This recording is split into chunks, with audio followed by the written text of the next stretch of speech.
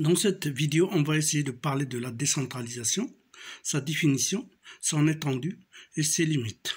La décentralisation du pouvoir, on dit qu'il y a décentralisation du pouvoir quand l'État reconnaît aux collectivités territoriales l'exercice en son nom de certains pouvoirs.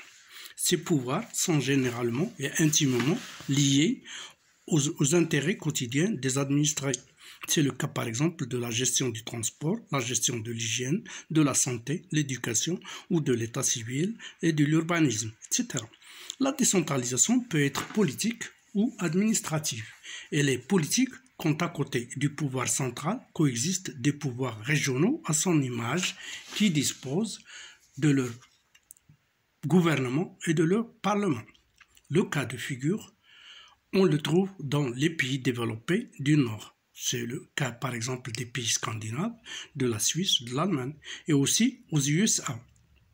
Par ailleurs, on dit que la décentralisation est administrative quand le pouvoir central laisse une partie de ses attributions aux représentants des populations organisées dans le cadre des collectivités territoriales autonomes. Cet abandon d'attribution n'est pas total car, de par la loi, l'État garde un pouvoir de contrôle sur les actes administratifs de la collectivité décentralisée. C'est ce qu'on appelle le contrôle de tutelle. La tutelle est réglementée par la loi. Elle peut s'agir d'un contrôle de légalité, le contrôle de tutelle, il peut s'agir d'un contrôle de légalité ou un contrôle d'opportunité. Ce contrôle, le contrôle de légalité, permet à l'administration d'avoir un droit de regard sur l'activité de la collectivité puisqu'il permet de contrôler la concordance et la conformité de cette activité à la loi et au règlement. En effet, le contrôle de la légalité des actes administratifs de la collectivité est à distinguer du contrôle d'opportunité. Ce dernier, le contrôle d'opportunité, est laissé généralement à la discrétion des représentants du pouvoir élus en la personne du président et des membres de son bureau. Il est à noter que le pouvoir de tutelle ne s'exerce que sur les actes administratifs de la collectivité et jamais il ne peut s'exercer sur les personnes, ça veut dire sur les membres du conseil de la collectivité. D'où la distinction du pouvoir de tutelle du pouvoir hiérarchique. Dans l'exercice du pouvoir de tutelle, un représentant de l'État peut s'opposer à la prise de certaines décisions par la collectivité, qu'elle soit communale, provinciale ou régionale.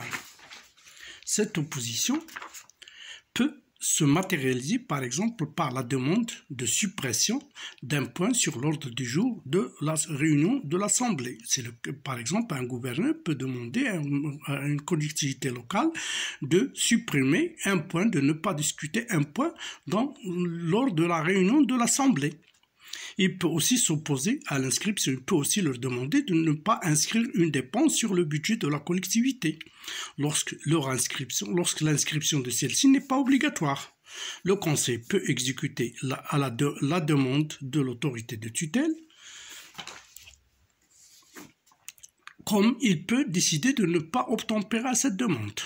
Dans ce cas, on doit soumettre le problème au juge.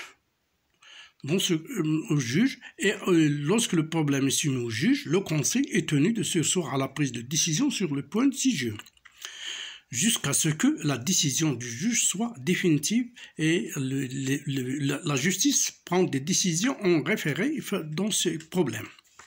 En effet, le contrôle de tutelle n'est pas un contrôle systématique ni absolu, mais c'est un contrôle limité par la loi.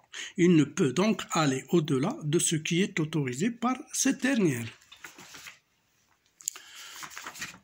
On dit que le contrôle de tutelle ne peut s'exercer sur les personnes. On a dit que le contrôle de tutelle ne peut pas s'exercer sur les personnes sur des personnes. Ainsi, les autorités de tutelle ne peuvent donner des instructions aux membres du conseil, leur demander par exemple de faire ceci ou cela.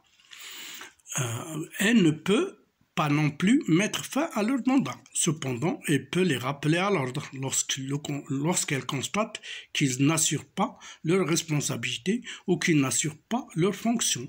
de façon régulière ou qu'ils dépassent leurs attributions. Dans ce sens, l'autorité de tutelle peut provoquer une réunion extraordinaire de la collectivité pour se prononcer sur la situation incriminée.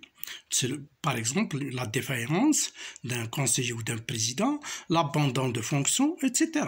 Cette décision peut être confirmée ou infirmée par la justice le cas échéant. Lorsque le président est déchu, le bureau se réunit pour la réélection d'un nouveau président. Lorsqu'il s'agit d'un conseiller, de nouvelles élections sont organisées dans sa circonscription par l'administration de tutelle. Le président du conseil ainsi que les membres peuvent être démis de leurs fonctions à la suite d'une décision de justice pénale.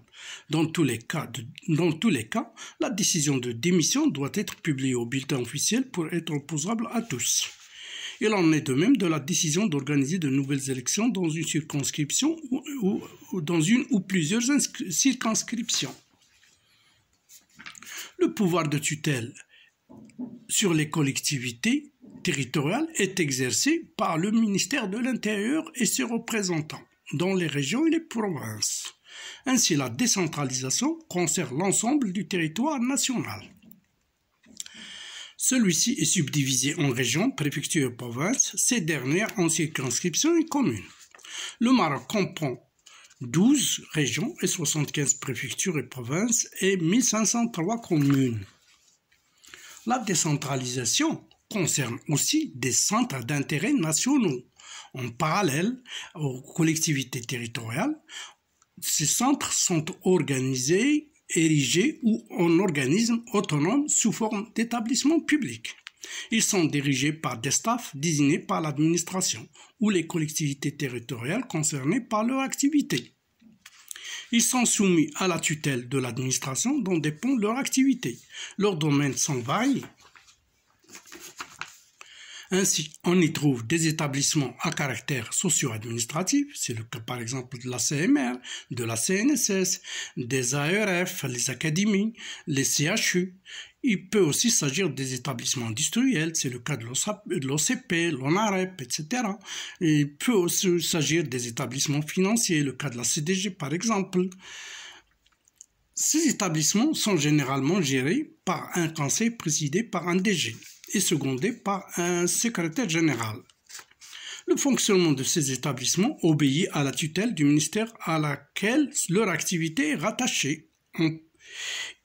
En plus de ce contrôle, il y a aussi le contrôle du ministère des Finances qui s'exerce a posteriori ou a priori selon le cas sur leurs dépenses. Merci pour votre attention.